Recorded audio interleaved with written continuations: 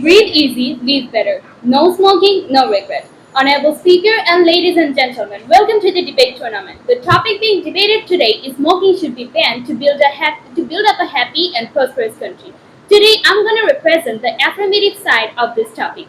So, here before I start, we have to know what is smoking.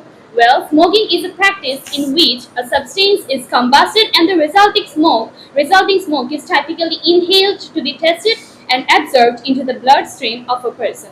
Mr. Speaker, smoking should be banned for several reasons. First of all, smoking is harmful due to its numerous adverse effects on health, which include lung damage, cancer, heart disease, high blood pressure, etc.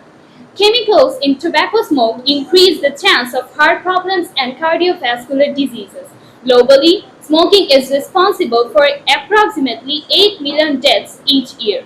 If government bans smoking, the labor productivity will increase. Banning smoking would also help in lessening harms from fires, reduce consumption of scarce physical resources, and a smaller global carbon footprint. Well, one may say tobacco plays a great role in the tax. The first speaker of my opponent team stated that smoking helps to strengthen the economy of a country. Well, Mr. Speaker, let's verify is tobacco cigarettes really help to increase the economy to strengthen the economy, or it helps to weaken it. So every year, almost 5 lakh acres get destroyed due to tobacco farming. In the United States, more than $156 billion a year of productivity is lost due to death from tobacco smoking. Another $170 billion go to direct medical costs for smokers.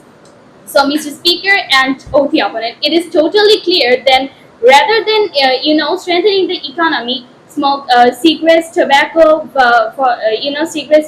cigars are really helpful to weaken the economy of a country. So, if the government wants to build a prosperous country, they should take steps to ban smoking. Well, I'm not, immediate. I'm not trying to say the government should immediately ban smoking, because, Mr. Speaker, you know that people are more attracted to the things that they're told not to do, or the things that are restricted for them. So, and some may think that if the government bans smoking immediately, they will think that the government is trying to snatch their freedom from them, or trying to invade in their personal life or personal decisions. So, I think that rather than immediately banning smoking, it will be extremely hard to enforce. The slow and gradual introduction of the ban will make it feel more natural rather than dictatorial. The government, they can restrict smoking from the schools or workplace and public areas, and gradually they will ban smoking from the country immediately. And some countries already started to take steps to ban smoking. For example, Prime Minister Rishi Sunak effectively wants to ban smoking in the UK, but rather than immediately banning smoking, the restrictions will apply to the sales of cigarettes. In the UK, under the new law, each year the legal age for cigarette sales, currently 18, will increase by 1 year. It means that people born in or after 2009 will never be able to legally buy cigarettes. The government aims to have the new system enforced by 2027. Well, people think this will lead to increase the availability of cigarettes on the black market. But about this, the government says it will spend £30 million on enforcement, which will include tackling the availability of cigarettes on the black market. Let's take a look at how banning smoking will help to increase productivity. A study in US, EU, and China shows that those who smoke are always unattentive to their works. It's like they're always seeking breaks from their work to satisfy themselves. Working smokers in the US are estimated to miss an average of 2.3 more work days annually than those who never smoke. Further studies outside the US have reported similar findings regarding work loss and associated costs. An EU study of over 10,000 workers in the Netherlands found that smoking status was associated with an increased use of sick leave and lost productivity while at work. Similarly, two German-based studies have reported significant costs as a result of smoking-related productivity loss including one in which annual productivity costs as a result of smoking were estimated to be in excess of 9.6 billion euro. Apart from that, so many workers pick up the habit of smoking from their colleagues who smoke. So, to increase the rate of productivity, government should take steps to ban smoking.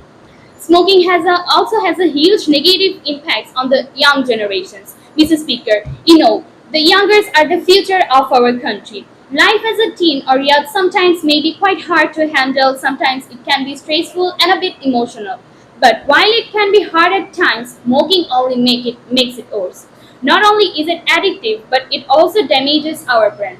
We want to take care of ourselves, and smoking exactly does the opposite.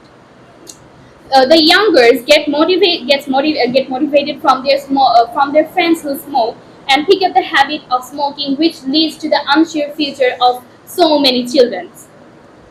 So we can more than 3,200 children under 18 smoke their first cigarette every day, according to the Centers for Disease and Prevention. It's easier to avoid smoking as an young than when we are younger than it is to quit as an adult. So the quicker the government takes steps to ban smoking, the easier it will be to prevent the youngers from smoking. However, to build a happy and prosperous country, there is no alternative of banning smoking. Besides this, smoking leads directly to the emission of 26 lakh tons of carbon dioxide and about 52 lakh tons of methane yearly. The carbon footprint from tobacco production, processing, and transportation is equivalent to one-fifth of the carbon dioxide produced by commercial sector, contributing to global warming. Tobacco cultivation also requires substantial amounts of water. According to WHO, the industry consumes 22 billion tons of water each year. So, to save a country, to save a nation, to save the world, smoking should be banned. The first speaker on my opponent team said that banning doesn't stop anything. If something is banned, people would still buy it, but it will be illegal. It will be a crime. Exactly.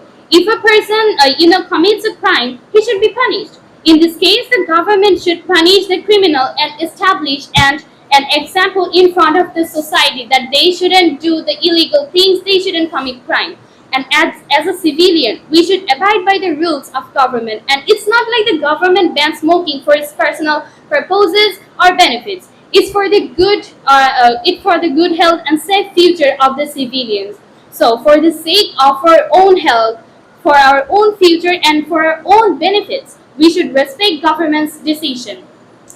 The third speaker of my opponent marked several times that banning smoking is not the solution. Almost everyone of my opponent team said the same thing, that banning smoking is not the solution. Banning smoking is not the solution. Oh, for the sake of reality, there's a quick fact check for you that you can never ever ignore the numerous negative effects of smoking. So, even if I agree with you for the sake of debate, for the sake of argue that banning is not the solution, then what the solution is? You are continuously telling that banning is not the solution, but still you are not proposing the other ways rather than banning smoking.